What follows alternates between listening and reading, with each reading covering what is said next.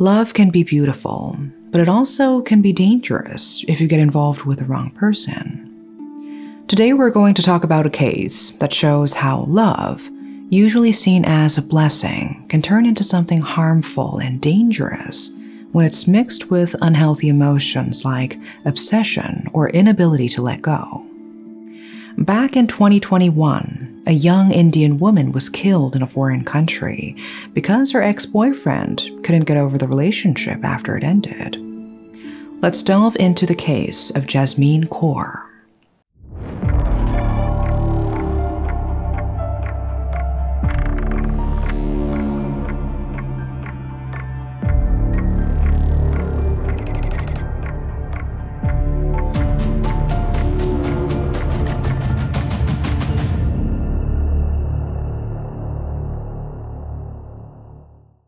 Before we get into this case, let's dive into a murder mystery story that's been spinning in my head. June Parker's world turns upside down when she learns her sister has been killed, supposedly shot by her own husband, Harry, who then took his own life. But June senses a deeper mystery. There were strange clues that the police seem to have missed. She questions, did Harry really do this? And that's where your journey in June's journey begins. As you play this game, you help June navigate through glamorous 1920s settings, uncovering hidden objects that reveal more of this complex story. The game is about finding clues and piecing together a narrative that will lead you to the truth behind a murder mystery case. Another fascinating plus is that you collect coins and items that you can use to build, decorate, and expand your own personal mansion and garden. For narrative lovers, there are engaging side stories. Also, if you prefer social gameplay, you can collaborate with club members and even participate in challenges in competitive events. If you're intrigued, why not join me in unraveling these mysteries? June's Journey is available for download on both mobile and PC through Facebook Games. Just click the link in the description or scan the QR code to start your adventure. And a big thanks to June's Journey for sponsoring today's video. Jasmeen Kaur was born and raised in India alongside her parents and two brothers. She always had a remarkable desire to help people, a trait she showed even as a young girl. But her life took a tragic turn when her father passed away because of illness during her teenage years. This loss motivated Jasmeen to better care for her family. Fueled by this motivation, Jasmeen dreamt of pursuing higher education and becoming a nurse. She had a specific goal in mind: to study in Australia, where she had an uncle and aunt. Her excellent grades and determination eventually convinced her mother to let her pursue her education in Australia. Jasmeen was overjoyed when she got accepted into UniSA in Adelaide, Australia. She packed her bags, said her goodbyes, and flew to Australia. Adapting to this new setting was a challenge, but her classmates found her pleasant. It was here that she met Darkasiawithmegan Singh. Darkasiawithmegan, also of Indian descent, was born to Mohan Singh and Jasmeen Kaur in India. He had moved to Australia to study computer science at UniSA, starting a year before Jasmeen. The two grew close and eventually started dating, initially seeming compatible. However, as their relationship developed, Darkasiawithmegan began to show a different side. Jasmeen noticed that he was controlling, obsessive, and possessive. He would dictate who she could speak with, spend time with, and would frequently call her excessively. This behavior exhausted Jasmeen and strained their relationship. In contrast to Jasmeen's growing discomfort, Darkasiawithmegan was content and wanted to marry her. Darkasiawithmegan's parents claimed that Jasmeen once sought their blessing for marriage. However, they were aware of opposition from Jasmeen's family, largely due to financial disparities between the families. These claims, however, remain uncorroborated and unverified. Now, focusing on Jasmeen, she was evidently experiencing severe restrictions in her day-to-day life. Enduring 9 months of such constraint was unbearable, so Jasmeen resolved to leave this unhealthy relationship. She broke up with Tarakjot in early 2021, a decision that visibly upset him. Although he may have tried to persuade her otherwise, Jasmeen stood firm in her decision and walked away for good. After the breakup, Tarakjot was consumed by feelings of anger and betrayal. He began harassing Jasmeen online, sending her daily messages filled with insults and threats. Furthermore, Jasmeen noticed that he was stalking her, both on campus and near her workplace. Even though the relationship had ended, Tarakjot's presence continued to impose restrictions on her life. Unable to tolerate this situation any longer, Jasmeen reported Tarakjot to the police in February for her safety.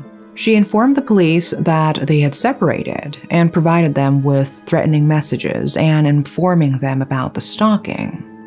The police responded by warning Tarakjot about his behavior, emphasizing the consequences if it continued. He complied, but only temporarily. On March 6, 2021, in Adelaide, Australia, Jasmeen Kaur didn't show up for her job, and she hadn't informed anyone in advance.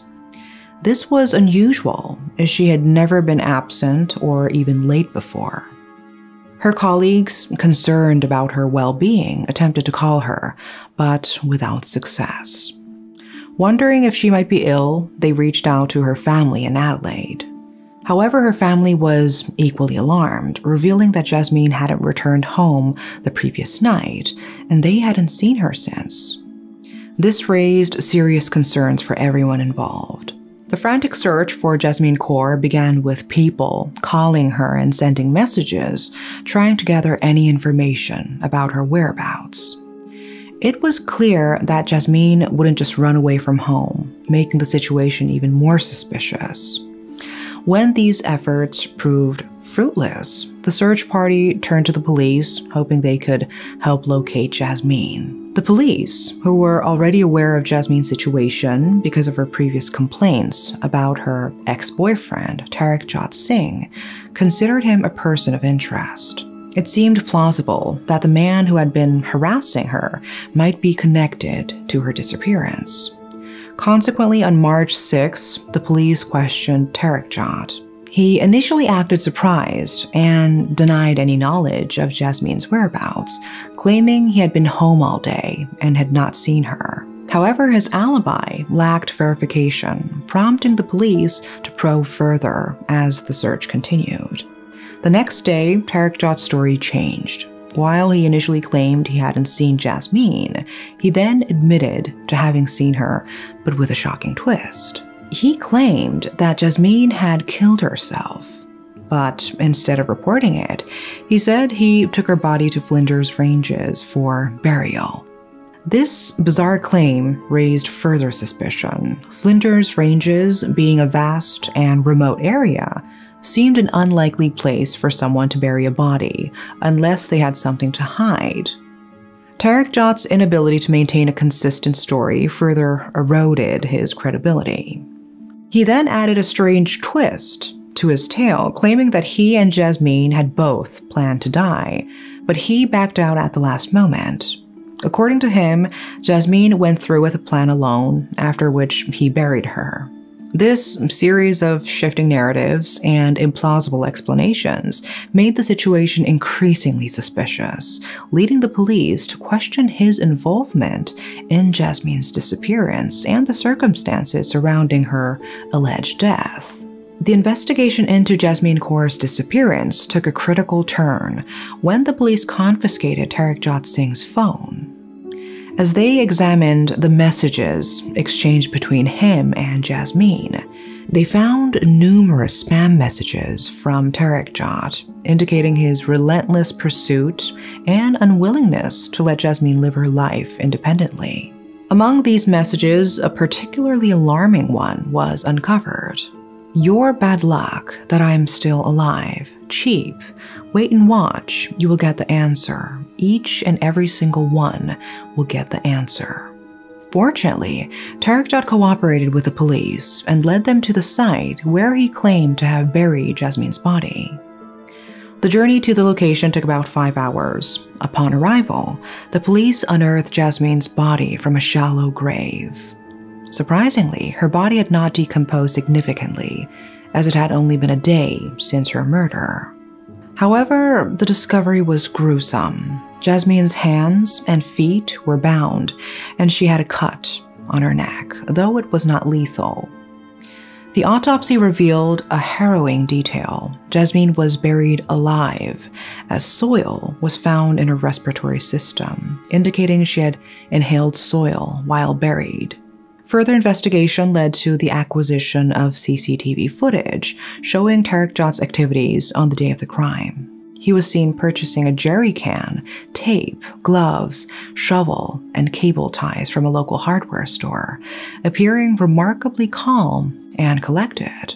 Another piece of footage captured him driving a car late at night, which was later determined to be his friend's vehicle. It was suspected that Jasmeen was in the back of this car at the time.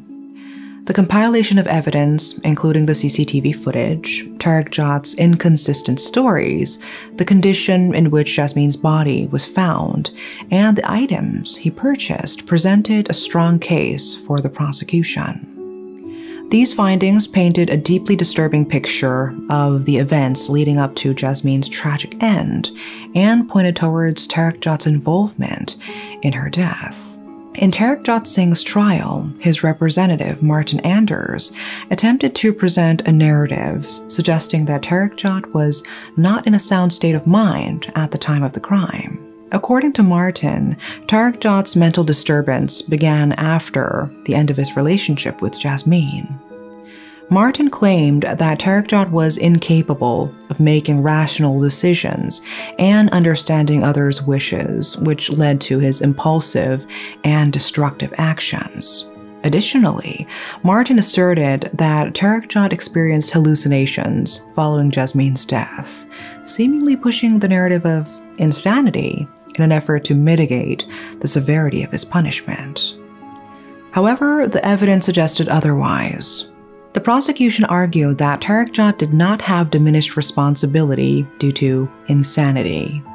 His calm demeanor in the CCTV footage and the meticulous planning of the crime, including the disposal of evidence, indicated a clear and calculated approach.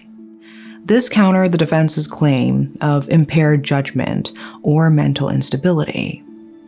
Tarekjot initially pleaded not guilty to the charges of kidnapping and murdering Jasmeen Kaur. However, in March 2023, he changed his plea to guilty. The prosecution and the judges strongly condemned his actions. The court described Tarekjot's actions as outrageously barbaric and an act of brutal vengeance. They noted the shallow cut on Jasmeen's neck and concluded that Tarekjot had buried her alive, intending for her to suffer a slow and agonizing death. It's indeed unusual that the exact timeline of Jasmeen Kaur's final moments remained unclear. Despite Tarekjot Singh's guilty plea, he did not provide a detailed account of how he executed the kidnapping, murder, and burial of Jasmeen's body.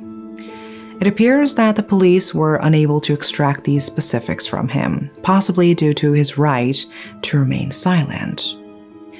On August 20th, 2023, Justice Adam Kimber delivered the sentence in the case of Jasmeen Kaur's murder. Tarekjot Singh received a life sentence with no possibility of parole for 23 years, a term slightly longer than South Australia's minimum non-parole period of 20 years for murder. When Tarekjot is eventually released from prison, he will be in his 40s. As of now, there's no information regarding whether Tarekjot or his defense team plan to appeal the sentence. The tragic loss of Jasmeen Kaur left her family in profound grief. Her aspirations and her desire to live a life of independence and dignity were tragically cut short. The tragic loss of Jasmeen Kaur leaves us with many questions, especially about the response to her initial pleas for help. If her concerns had been taken more seriously or acted upon more promptly, it might have prevented this tragedy. Her story makes us think about the crucial importance of timely and effective intervention in cases of domestic harassment and stalking. As we remember Jasmeen as the sweet, hardworking person she was, let's also reflect on how society and law enforcement can better safeguard individuals in similar situations. That's all for today. Thanks for watching.